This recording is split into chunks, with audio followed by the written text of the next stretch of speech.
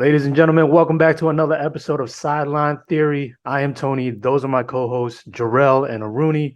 Fellas, let's get right into it. Yesterday was Easter Sunday. Certain folks decide they didn't celebrate and they wanted to squabble. Kyle Anderson and we got Rudy Gobert. Before you answer like what actually happened, I need to know all the wrong answers. What do you think Kyle said to Rudy to get him to punch him in the chest? Oh man, I think he said shut the F up, basically, and called him the B word. Like, I'll meet you in the back. You said what you said. You do that punch, that whack punch. I'm a diehard Kyle Anderson fan. What? Jersey. No, I was gonna say I'm a diehard Kyle Anderson fan since 24 hours ago. Just obviously, Jersey. He stands for everything that all of us NBA fans feel about Rudy Gobert, and it's finally kind of just coming to light. And yeah, Rudy's just kind of corny, and that was one of the worst trades of the year, maybe in a very, very long time, and it just got worse. So I don't really know how they salvage this coming into the play-in into next season. They gave up 5 picks for him. Sources. They tell me Rudy Gobert in the huddle was saying, yo, Kyle, we should get some French fries afterwards for post-game meal. And Kyle said, you know, French fries aren't from France, right? And bam! That's good. Yo. Don't ever disrespect me like that. What would you guys do if he was in Kyle's situation? You know what he said in the halftime, right? In the locker room, he said, I'm going to beat your ass like Izzy did Pereira. Oh, my God. I'm gonna be like, yo, give me all the fines, bro. It's like you're not gonna throw. Really? Like that. It's not even worth it for Rudy Gobert. Like, for whatever reason, I just think Rudy is one of the most hated players in the league. And I think Kyle knows his whole team backs him up. Like, I'm sure all of his teammates feel the same way as Kyle. And it'll be interesting to see how Rudy bounces back from this. And I'm sure somewhere Donovan Mitchell is just laughing, just thinking like, man, like I just got out of like a crazy teammate situation. So yo, Jarrell, you really taking that fine? I'm calling cap because they fined Cam Thomas $40K for just saying what he said. Yeah, I mean, unless we go back to the locker room and then do like fight there, but something's gonna give. You're gonna get some hands. You ain't risking $40K, bro. Yeah, no way. Not in front of like thousands of fans, no. But yeah, there's no way you're just gonna swing like that. Like, how long is that wingspan? Okay, let me ask you guys this: what are the chances the Timberwolves actually make the playoffs? I mean, yeah, I don't think it's gonna happen. Yeah. They're going against the Lakers. No. I'll pick the Lakers. So okay, let's play it out. They lose to the Lakers. Yeah.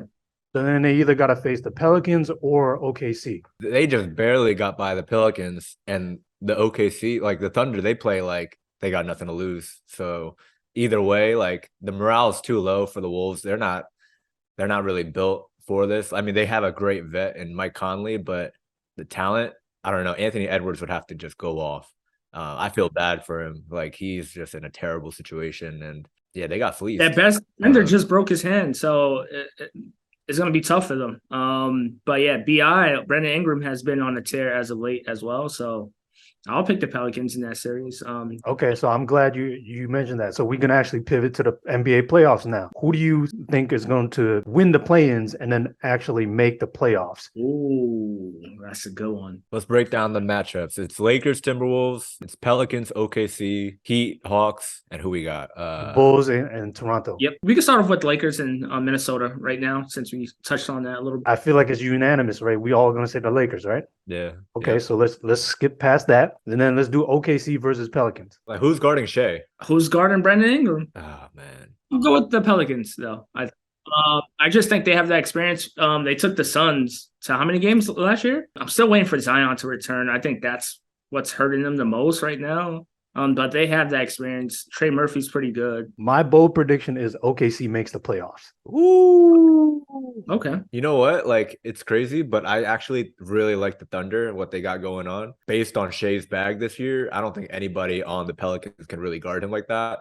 Ingram, I feel like team defense, you could probably do something to stop him. So, but they do have Herb Jones. That's true. You could use that's that true on Shea. Yeah, but Shea's so good at getting people in foul trouble, though. I'm kind of like the best player in the series. Like that team wins, and I feel like Shea is better than Ingram. That might be a hot take. That might not be, but I think the Thunder, young guys playing with nothing to lose, they could steal a game, and that's kind of like the beauty of the play-in, like single elimination. I feel like the Thunder can run with it. Since you picked the Pelicans, then it will be the Pelicans versus the Timberwolves. Who do you have in that? The Pelicans. I'm gonna keep going back to that experience. The Timberwolves is not ready. There's just too much going on between like the chemistry. I think is shot. Okay, and then Aruni, OKC versus Timberwolves. Who do you have? I got OKC. All right, so that was what I'm saying. We both got the bold predictions. Hey man, OKC making the Shea is playoffs. gonna like shine in the limelight, and I think like people will recognize that he's like a bona fide star. It's becoming more crazy that like the Clippers just traded him for Paul George, who's not even in the playoffs this year. So that's just gonna be like an underrated storyline that Shea is killing. The Clippers had to make that trade. Oh yeah. Plus they That plus- trade happens 10 out of 10 times, but what they paid for Paul George is kind of crazy. Okay, so then let's move on to the East. You got the Miami Heat versus the Atlanta Hawks. I'll send the Heat. I'll pick the Heat. Shout out to I don't know, man. Yo, you 05. But ain't got no bass in your voice when you answered. Trey, he had a rough season, I would say. And Yeah. they do have that experience. They went to the Eastern Conference Finals before. Fool's gold. That is true. The Johnson is pretty good. John Collins. I don't know how Kyle Lowry is gonna do. But I'm not going against Jimmy in this. Man, you banking on Kyle Lowry? No, We don't even I need don't Kyle know how Lowry. he's gonna do, but I'll go with Jimmy in that series. So. Then you have Toronto Raptors versus the Bulls. Yeah, this can go either way, but I'm gonna pick the Raptors. And if the Raptors win, they play the Hawks. The Raptors will definitely beat the Hawks. And we'll have a Heat Raptors 7-8, in my opinion. I think the Bulls are, I don't even know why they're 10th. They're not even really a great squad. Well, we'll see what happens. I got the Bulls beating the Raptors and then the Hawks beating the Bulls, which means the Heat and the Atlanta Hawks will make the playoffs for me. Okay, so then you guys heard my bold prediction. Do you guys have a bold prediction for the NBA playoffs? The Lakers are gonna win the play-in. Then they're gonna defeat the Grizzlies. Tony, what you got? I'm going to go ahead and say the Sacramento Kings What? Don't say it. Don't say it. Don't defeat the Golden State Warriors. Yes. Oh my Who's god. smiling? I just like that they have inside-outside game. I like Sabonis. I think having a big as an anchor really, really helps. And De'Aaron Fox, man, he's a good floor general. Tony's the So, biggest De'Aaron Fox fan in the world. hey, man, he's nice. I don't even think Kings fans believe that. Anything could happen. It's Kings are at home for the first two games. Warriors are obviously terrible Yeah. on the road. Kings just got to steal one, and they'll probably come out of the first two games with some momentum. So honestly, like that's not the craziest pick. It could go 7. It could go 6. It's playoff time, man. Like the Warriors, like they connect like that as soon as it happens. Yeah. Wiggins just came back, so that defense is there. Gary Payton Jr. Well, the second is healthy now too as well. So It's not the craziest prediction, but I actually do think the Suns will lose in the first round. Wait, The they're going to Clippers lose have to the been- Clippers? Yeah, I think the Clippers have a squad that's been together for a good amount of time. That's pretty bold. I'm not going to lie. That's pretty bold, bro. Yeah, like they lost their depth. The Suns, like they lost, their shooting and Cam Johnson, no Bridges, and they got KD, Book, and CP. Obviously, that's crazy, but I think the Clippers got them. People going to look at this clip and they're going to be like, yo, man, these guys don't know basketball. What are you talking about? oh no, Yo, these are bold predictions, man. We're not saying it's going to happen. Of course, Kevin Durant is the guy that can fit into any situation and kind of just get into his groove and get into his bag. And all those guys are so, moldable together. But I don't know. I feel like the Clippers have a better overall squad. Tony, I see what's happening. All right, let me lay it down for the fans at home. Rooney is a Nets fan, guys. KD left the Nets, requested a trade. So I see what's happening right now. He cannot pick the Suns. Hey, man, we're praying for the Suns' downfall over here. The NBA season ended. We got to give out NBA season awards. Let's start it off with the MVP, man. Who you guys got? Who wants to start? When I count it off, we all say it at the same time, right? All right, let's go. 1, 2, 3. Me. Joel Giannis. Embiid. It's Giannis. Ooh. Giannis for MVP just because the Bucks have the best record. The second best player on the Bucks is Chris Middleton. He's only played 33 games this season. Giannis had a crazy good interview yesterday with Chris Haynes, just explaining how, he's been deserving of the past 5 MVPs, and the 2 MVPs that he won was his worst statistical season. So for him to be averaging what, like 33 right now, like 11 and 5, like He's the first person ever to do that, to average those numbers by shooting 50% or better. So I get it. I could see why, you could put him number one. And it's like, Yep. it's kind of like that Voters fatigue thing. It's like you forgot about Giannis. arguably best player in the league right now, best team in the league, probably have the cleanest route to just the NBA Finals. So that's my pick. But the NBA is all about narratives, and the narrative is Joel right now. It's the way he finished the season. He gave the Celtics like 50 plus, basically. And he finished the season on the heater. He averaged a league best 33 points per game. I don't think they want to give Jokic, 3 straight MVPs. So I think the narrative is headed in Joel's way. We also came up with our own categories for NBA awards. Let's start it off with the All Menace Award. Aruni, let me know, who do you think will win All Menace this season? Easy choice, Dylan Brooks, for just being the player that he is. Not only was he just in a lot of squabbles, but coming through with the fits, coming through with just all kinds of quotes post-game, pre-game, talking crazy about Draymond and his podcast. I think he is All Menace first team. It got to be something in the water in Memphis, because his teammate, John Morant, is up there. He's probably MVP of the Menace, All Menace team, like getting called in the club, bringing out, the little toy gun, basically. Yeah, I'm going to have to go with John, man. Yeah, everything on the line. Like, you just signed the contract. You have a signature shoe coming out, and this is what you do. And then it's all the other stories that's happening as well, besides like the strip club incident. I like Pat Bev on this one. He's Solid just pick, solid relentless with his trash talking, his antics, which leads me into the next category, Meme of the Year. I have 3 in mind, but I'll start off with this one. The Thomas Bryant photo when LeBron broke the record. And you have Oh, in the back, that's a good asking one. for the ball. LeBron broke the record. Like, man, what are you doing? That's a good one. That's good. Okay, Aruni. This is a sleeper pick, but mine is Russell Westbrook when he was getting interviewed by that young reporter, like, oh, like I love the way you play acrobatic with some moves. And he was like, what? Like, who are you? But we got to keep you around. But Russell Westbrook with that meme, just kind of like making a face to the reporter, that was being super positive to him when he was kind of just feeling down on himself while he was on the Lakers, is my sleeper meme of the year. Man, I know both of y'all were gonna pick the Pat Bev pointing at the camera one, so I didn't pick that one. So I went with Bones Highland when he was staring at the camera after that crazy jelly layup, and he's just laying there, just looking at the camera like. Another one that I thought about was the Shannon Sharp meme that blew up after the incident with the Lakers. And that's a winner right there. I think that's it. The LeBron after the foul, he just like this. Oh, yeah. I've never seen a flip out before like that. All right. So next topic, we're going to talk about the best and worst fits of the year. I'll start us off for the worst fit.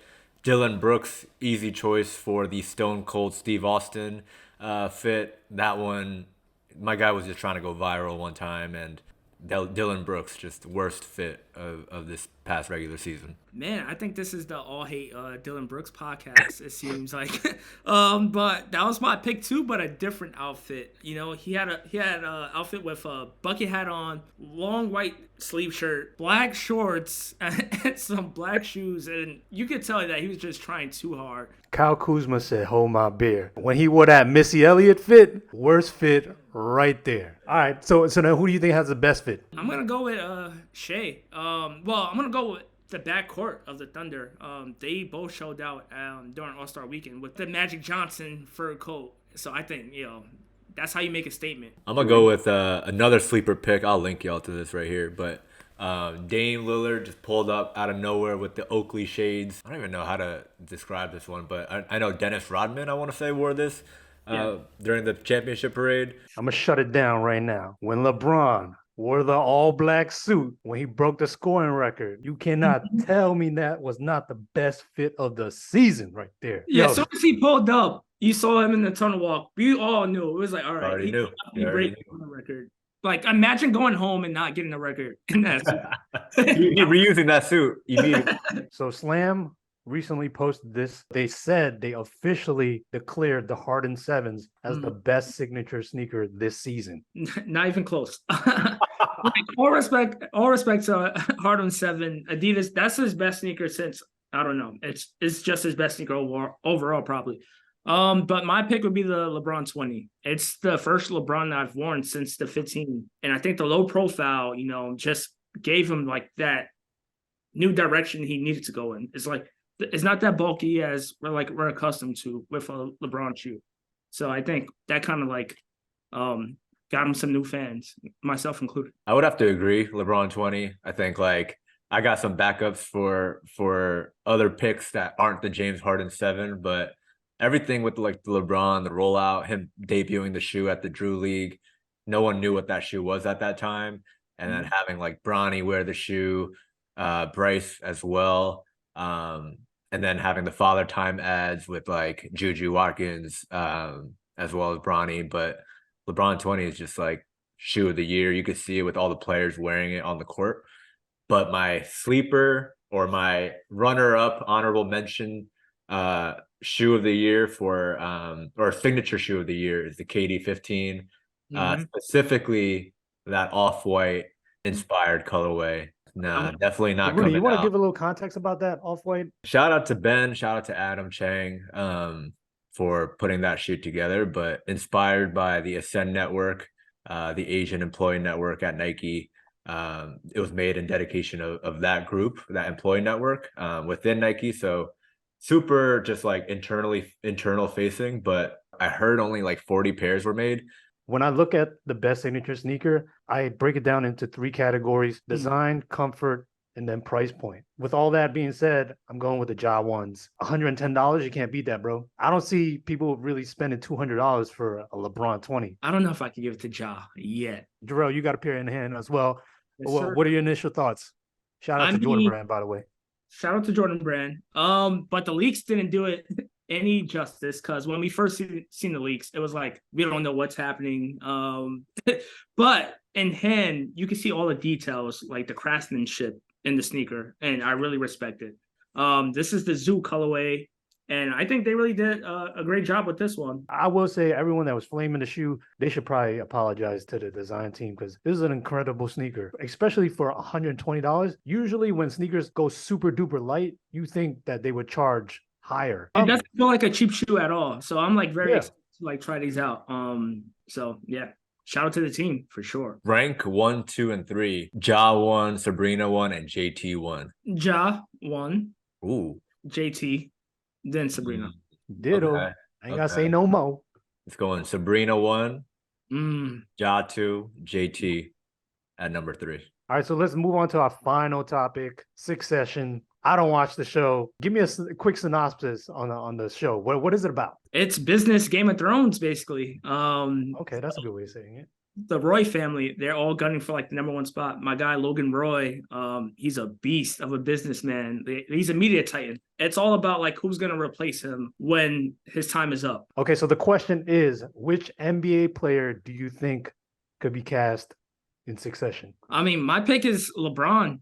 He's a billionaire. He fits right into that. He's not a villain, but he understands the lingo and everything they talk about. I was thinking about Andre Iguodala, just because Ooh, that's a good pick. let's talk about somebody who maximized his career, has interests outside the game, is into just ventures outside of in tech, in all kinds of different things. He's in the NBPA. I see where you guys are going with the answers, and I feel like you guys are picking a lot of the goody two shoes. I need somebody that's cutthroat, right? I'm gonna go with Jimmy Butler, the man who started his own coffee business in the bubble, taxing his teammates $20 for a cup of coffee.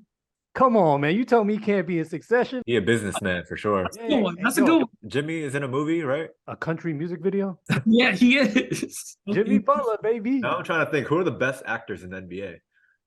Ooh. Gotta be Shaq, right? What? Current. We're talking about current. Okay. I mean, LeBron was good in Trainwreck.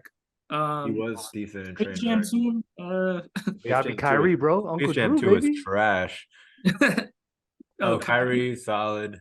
Okay, so recently FanDuel posted on their Instagram page a list of every single GOAT from every single NBA team. There were some pretty ridiculous names on there. For the most part, they did well, but there's one that I can't agree with, and that's Kyle Lowry and the Raptors. Like, I know he helped bring them a championship, their first championship, Kawhi. but Mhm. you have to go with Vince. If it wasn't for Vince, who knows if we would have still had a Raptors like team. So I Mhm. think he brought so much popularity that you have to go with him. My pick is Julius Irving. We got to get him out of there. Damn, no, you gotta say that respectfully though. The old heads, my pops, they all gonna come after you. I'm just saying, be prepared. We're gonna replace Julius Irving with Kevin Durant, the greatest player to lace up for the Nets. I don't really know how else to sugarcoat that, or I don't think I have to defend that. If it's not Kevin Durant, it's Brook Lopez. Before KD, I want to say Brook Lopez. Lopez over Julius Irving. Bro, Yo. Brook Lopez is the all-time leading scorer of the Nets. What? Yeah, this guy. Hey Brook man, Lopez. Brook Lopez. He's had a great career, all-time leading scorer for the Nets. No, it's fairly debatable, this pick that I'm going to say. I think the Suns, I can see how they made a case for Steve Nash, but I want to go with Charles Barkley. Cultural impact, Barkley had a bigger influence. Steve Nash, like, granted, two-time MVP. I can't knock that at all, but I got to go with Sir Charles, man. Oh, damn, I might say something that's baffling. Greatest Laker. Don't get us canceled, bro. Oh my God, no, don't do this. I have to go with Magic. Okay, that's not that hot of a take. That's not bad. All right, well, I guess that's it, man. That's all the topics we have for today. Until Subscribe. next time, engage with us in the comments. We'll see you guys next time. Peace.